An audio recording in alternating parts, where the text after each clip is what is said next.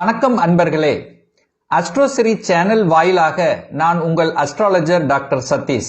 சிம்ம ராசி அன்பர்களே, இந்த பங்குனி மாதம் எப்படி இருக்குன்னு பார்க்கும் பொழுது இந்த மாதத்தில் 5 கிரகங்கள் 8ஆம் இடம் என்று சொல்லக்கூடிய அஷ்டமஸ்தானத்துல போய் அமர்கிறது. உங்க ராசிநாதன் போய் 8ல் அமர்கிறது. உங்களுக்கு அஷ்டம சனி ஆரம்பிக்குது. அப்போ எந்த ஒரு புதிய விஷயமாக இருந்தாலும் ஒரு தடவைக்கு 2 தடவை யோசித்து செய்யணும். எதிர்மறை எண்ணங்கள், நெகட்டிவ் தாட்ஸ் வரும். அப்போ பாசிட்டிவ் உணர்வுகளை வரவழைத்துக் கொள்ள வேண்டும். 8ஆம் இடம் என்பது ஒரு வலிவேதனை என்று சொன்னாலும் திடீர் அதிர்ஷ்ட வாய்ப்புகளும் அந்த இடத்துல கொடுக்கும். அப்போ திடீர் அதிர்ஷ்ட வரவாக திடீர் இடமாற்றம், பொருளாதாரத்தில் முன்னேற்றம், திடீர் ப்ரமோஷன் கிடைக்கக்கூடிய வாய்ப்புகள், ஒரு சிலருக்கு வெளிநாட்டு சென்று வரக்கூடிய யோகங்கள், திடீரென்று குழந்தை பாக்கியம், வேலை மாற்றம், ஊர் மாற்றம், உத்தியோக மாற்றம், இந்த மாதிரியான மாற்றங்களை எதிர்பார்க்கக்கூடிய ஒரு காலகட்டமாக அமையும். ஹெல்த் விஷயத்துல கொஞ்சம் ஜாக்கிரதையா இருக்கணும் இந்த சிம்மராசி அன்பர்கள். அதே சமயத்தில் பாத்தீங்கன்னா நெகட்டிவ் அப்படின்னு சொல்லக்கூடிய எந்த ஒரு விஷயத்துக்குள்ளேயும் போயிடக்கூடாது. அதாவது சில சமயங்கள் டெம்ட் ஆகும், கோபம் வரக்கூடிய சில விஷயங்கள் இந்த மாதம் நடக்கும். அதுக்காக நீங்க இதாகக்கூடாது அப்படிங்கிறத ஞாபகம் வச்சுக்கோங்க. ஏதோ ஒரு வகையில் ஒரு உபத்திரவம். ஏன்னா 8ஆம் இடம் என்பது ஒரு வலி, வேதனை, துக்கம், துயரம், அசிங்கம், அவமானம் என்று சொல்லக்கூடிய இடம் அந்த 8ஆம் இடம். அந்த 8ஆம் இடத்துல 5 கிரகங்கள் போய் உட்காருது. யார் உட்கார்றாங்க? உங்க ராசிநாதன் போய் உட்கார்றாரு. அப்போ உங்க ராசிநாதன் 8ல் போய் மறைகிறார். அப்போ என்ன? நெகட்டிவ் எண்ணங்களை தோன்றக்கூடிய தன்மை. சனி பகவானும் 8ல் போய் மறைய போகிறார். 6க்குரியவன் 8ல் போகிறார். அப்ப கடன், நோய், எதிர்ப்பு, பகை, வம்பு, வழக்கு, இந்த மாதிரி விஷயத்துக்கு போயிடக்கூடாது. 7க்குரியவன் திருமணஸ்தானத்தின் அதிபதியாக இருக்கக்கூடிய சனி போய் 8ல் இருக்கார். அப்ப கலத்திர ரீதியில சில தொந்தரவுகள் வருவதற்கான வாய்ப்புகள். அப்போ என்ன ஆகும்? கொஞ்சம் கவனமாக இருக்கணுங்கிறத ஞாபகத்தில் வைத்துக் கொள்ளுங்கள். அதே சமயத்தில் சுக்கிரன் பார்த்தீங்கன்னா 8ல் போய் அமர்கிறார். சுக்கிரன் யாரு? உங்களுக்கு 10க்குரியவன், தொழில் ஸ்தானத்தின் அதிபதி போய் 8ல் உட்கார்ந்துருக்கார். அப்போ தொழில், வேலை, வியாபாரம், இந்த மாதிரி தொழில் அப்படிங்கிற சொல்லக்கூடியது போய் 8ல். அப்படின்னா கொஞ்சம் அலைச்சல், திருச்சல், டென்ஷன், ப்ரெஷர் அப்படிங்கிறது நிச்சயமாக இருக்கும். குடும்பாதிபதி போய் 8ல் போய் அமரப் போகிறார். தனாதிபதி போய் 8ல் இருக்க போகிறார். வாக்கு ஸ்தானாதிபதி போய் 8ல் இருக்கார். அப்ப என்ன? அப்போ வாக்கு கொஞ்சம் கவனமா பார்த்து பேசணும் அப்படிங்கிற தன்மை வந்துருதா இல்லையா? அப்போ குடும்பத்தில் கணவன் மனைவி சார்ந்த விஷயத்தில் ஈகோ பிரச்சனை வருவதற்கான வாய்ப்புகள் இருக்கு. அப்போ கொஞ்சம் விட்டு கொடுத்து செல்லணும் என்பதை ஞாபகத்தில் வைத்துக் கொண்டாலே போதுமானது.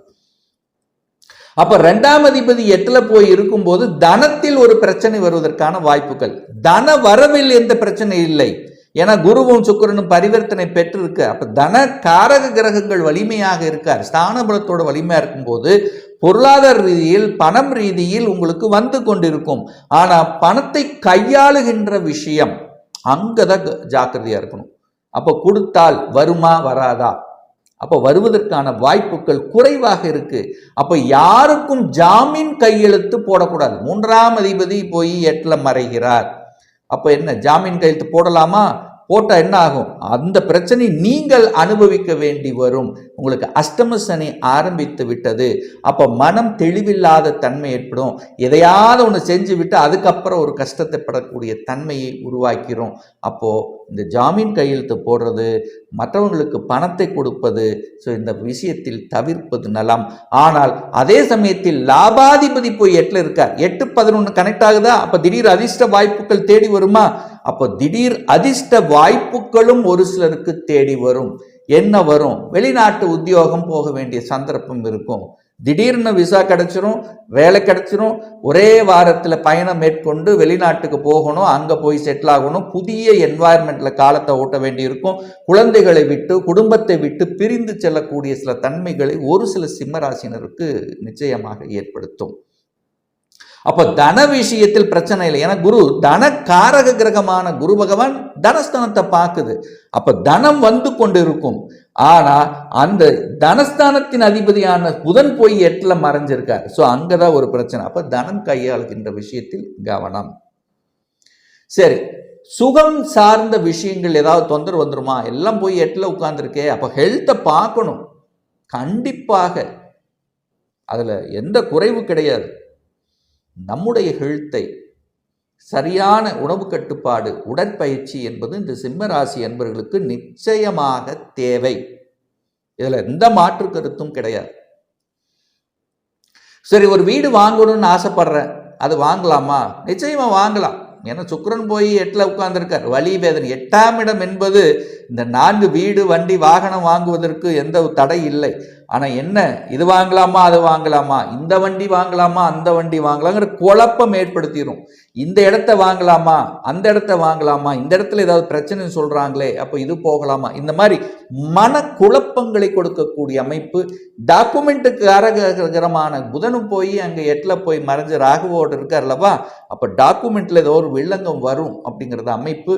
அப்போ ஒரு இடத்த இந்த சிம்ம ராசி என்பர்கள் ஒரு இடம் வாங்கணும், ஒரு நிலம் வாங்கணும், ஒரு சைட் வாங்கணும், இந்த மாதிரி ஏதாவது ஒரு இடம் நிலம் சார்ந்த விஷயத்துல அணுகும் போது வாங்கும் போது டாக்குமெண்ட் பக்கவா இருக்காங்கிறத ஒரு தடவைக்கு 2 தடவை செக் பண்ணி வாங்கணுங்கிறத மட்டும் ஆழமாக மனதில் பதிய வைத்துக் கொள்ளுங்கள்.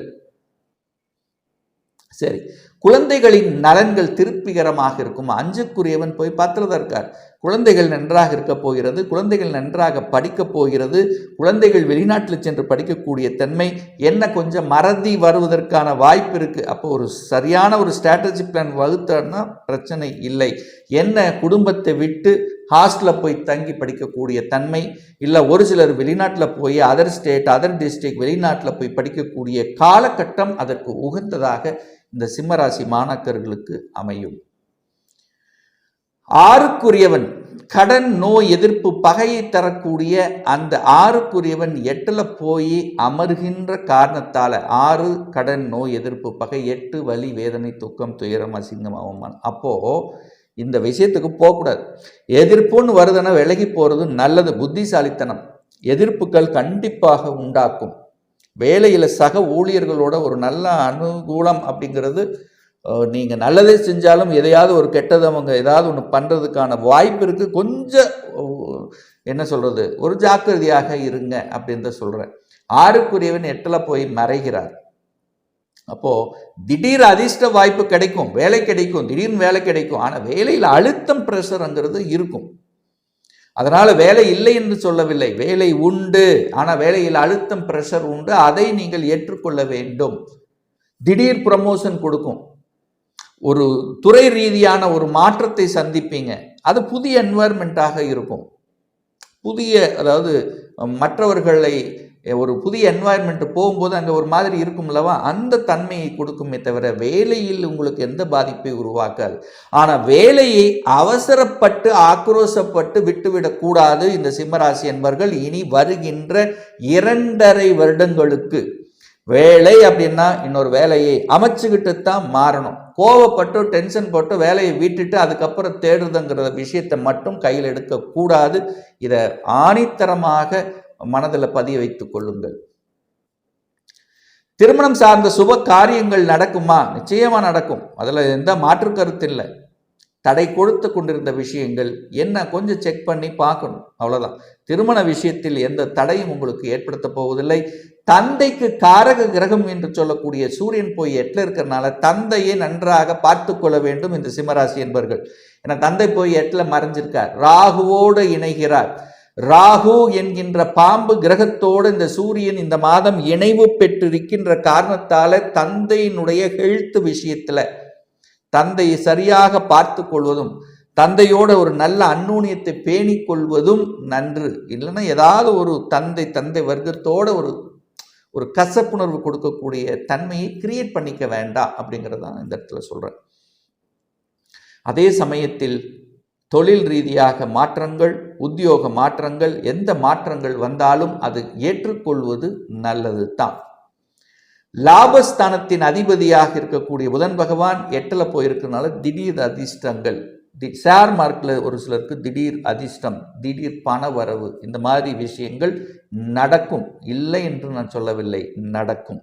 பட் இருந்தாலும் ஒரு இக்கு வைத்துக்கொண்டு ஒரு புள்ளி வைத்து ஒரு கோலம் போட்டு பார்க்கணுங்கிறத ஞாபகத்து வச்சுக்கோங்க இந்த சிம்மராசி என்பர்கள். ஒரு நல்ல தெய்வ வழிபாடு அப்படின்னு எடுத்துக்கொண்டால் இந்த சிம்மராசி என்பர்கள் ஒவ்வொரு ஞாயிற்றுக்கிழமை என்று சிவபெருமானை, அந்த ஈஸ்வரன், அந்த அம்மாவை வழிபடுவது அனைத்து விதத்திலும் உங்களுக்கு நல்லது. உங்களுடைய எண்ணம், செயல், சிந்தனைகள் வலுப்பெறுவதற்கு ஞாயிற்றுக்கிழமை சிவபெருமானை சென்று வழிபடுவதும், ஒவ்வொரு மாதமும் உங்களுடைய குல தெய்வத்துக்கு சென்று வழிபடுவதும் உத்தமம் அப்படிங்கிறத ஞாபகத்தில் வைத்துக் கொள்ளுங்கள்.